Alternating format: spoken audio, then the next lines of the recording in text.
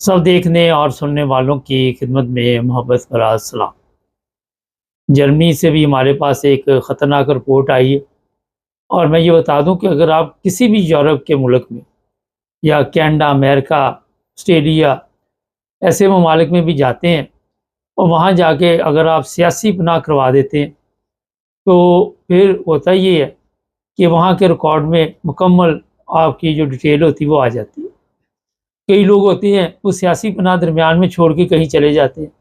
कई ऐसे होते हैं उनके केस ख़राब हो जाते हैं और वो यूरोप के दूसरे ममालिक में चले जाते हैं। ये जर्मनी की बातें अभी मैं आपको बता देता हूँ कुछ गिरफ्तारियाँ वहाँ पे हुई थी। और होता ये है कि जर्मनी में अगर आपने सियासी पनाह का केस करवाया और उसके बाद वो केस जो है उसमें जान नहीं थी या वो उड़ गया या आपका केस ख़राब हो गया, तो लोग आपको मशवरा देते हैं कि आप किसी यूरोप के दूसरे मुल्क में चले जाएँ। ये पहले जो लोग गए हुए थे उनकी बात है, अब तो सिस्टम काफ़ी ऐसा-ऐसा तब्दील होता जा रहा है। उन लोगों की बात मैं कर रहा हूँ। फ़र्ज़ करें इटली चले जाएँ, इटली चले गए, वहाँ जाके आपने पेपर जो है दोबारा अप्लाई किए, किसी तरह ले लिए, आसानी से मिल गए, या यूनान या कहीं पे यूरोप के दूसरे मुल्क में, स्पेन, यूनान मेरे मुँह से निकल गया, स्पेन ज़्यादा लोग जाते हैं।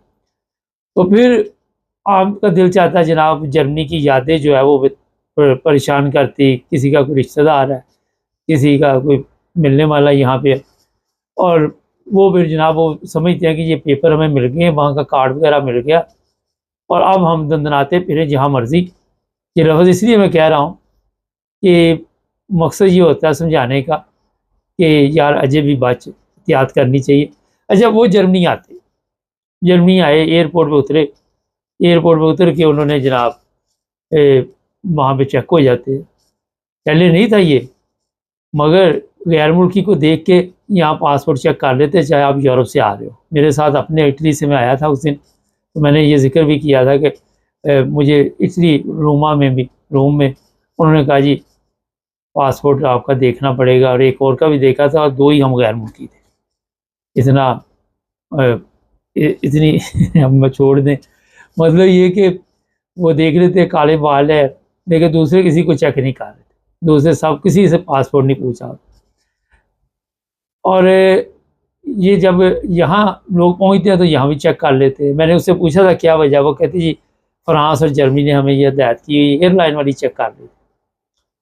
तो जब आप यहाँ आएँगे तो आप को जब वो चेक करेंगे तो यहाँ का असूल है, जो लोग यूरोप में रहते हैं उनको पता है कि वो जब आपके पेपर वगैरह चेक करते हैं तो फिर पीछे से कन्फर्म करते हैं सिस्टम को कि अपने पास उनके आजकल तो जदीद दौर है, उसी वक्त मोबाइल में भी चेक कर लेते हैं, हर चीज़ उनके पास होती है।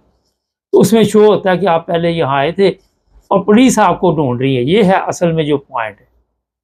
अब वो पुलिस वाले को तो नहीं पता पुलिस क्यों ढूंढ रही है, मुकम्मल तफसील नहीं वो पढ़ते, वो देखते हैं कि ये बंदा जो है हमें चाहिए, वो आपको गिरफ़्तार कर लेते हैं। गिरफ़्तार करके तो फिर बाद में ये होता है कि वहाँ फ़र्ज़ करें इटली से आपने पेपर लिए या स्पेन से लिए, वहाँ की गवर्नमेंट के साथ राब्ता करते हैं। उनको बताते हैं कि ये बंदा पहले जर्मनी में रहा था, क्योंकि आपने वहाँ जाके भी नहीं बताया होता कि आप जर्मनी से आए हैं। ये भी मैं बताऊँ कि उन्होंने कोई नाम में थोड़ी तब्दीली की होती है, किसी ने कोई ना कोई तो गेम डाली होती है ना, किसी ने नहीं डाली होती। खैर, और फिर ऐसे लोगों को वापस भेजा जाता है, इटली या स्पेन नहीं, पाकिस्तान। और ये भेजेगी है कि 14-15 लोग हैं, पता नहीं उसके करीब है, ये पाकिस्तानियों की मैं बात कर रहा हूँ।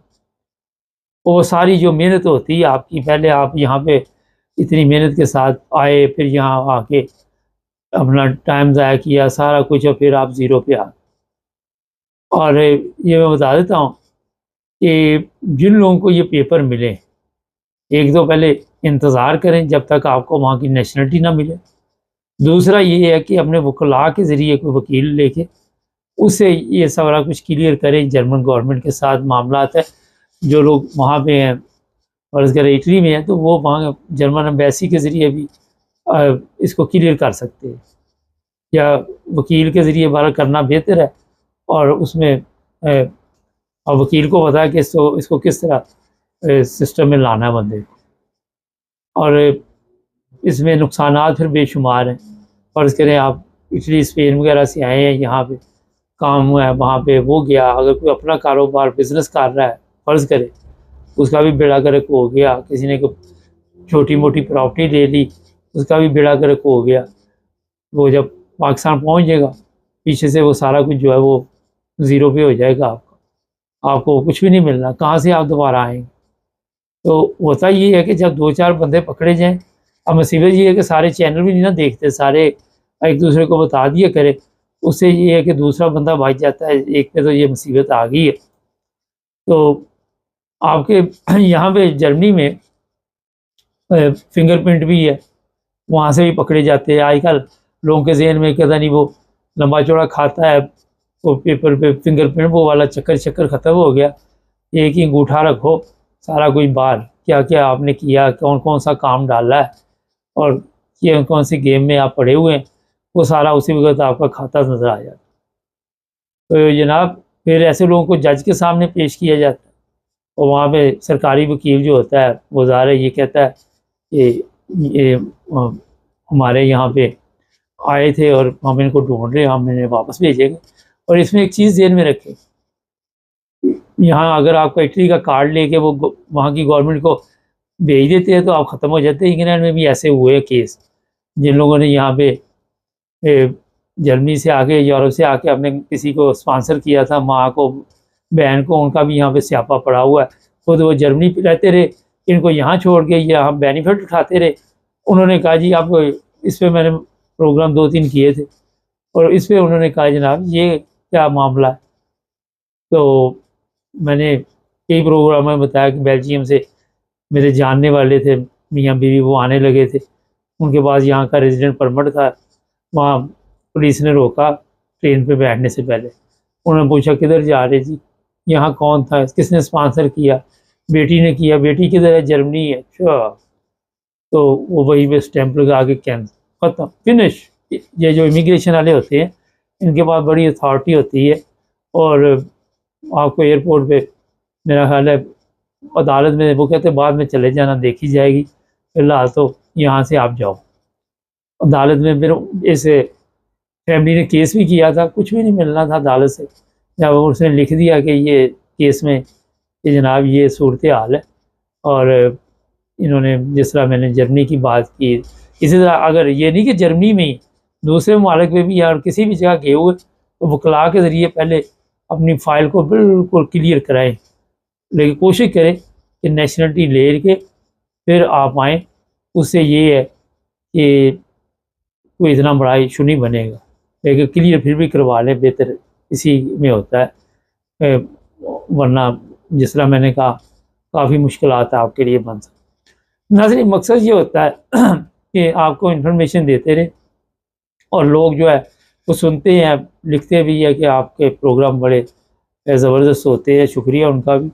और ये भी लिखते हैं कि हमें काफ़ी इन्फॉर्मेशन मिलती है। कई तो कहते थे हमें पहले पता ही नहीं होता था, अब हम 9 टीवी देखते हैं तो फिर पता चलता है कि दुनिया में क्या चल रहा है, क्या हालात चल रहे हैं। और हमारी कोशिश होती है, हमारा वाहिद चैनल जो हर टॉपिक पे बात करता है।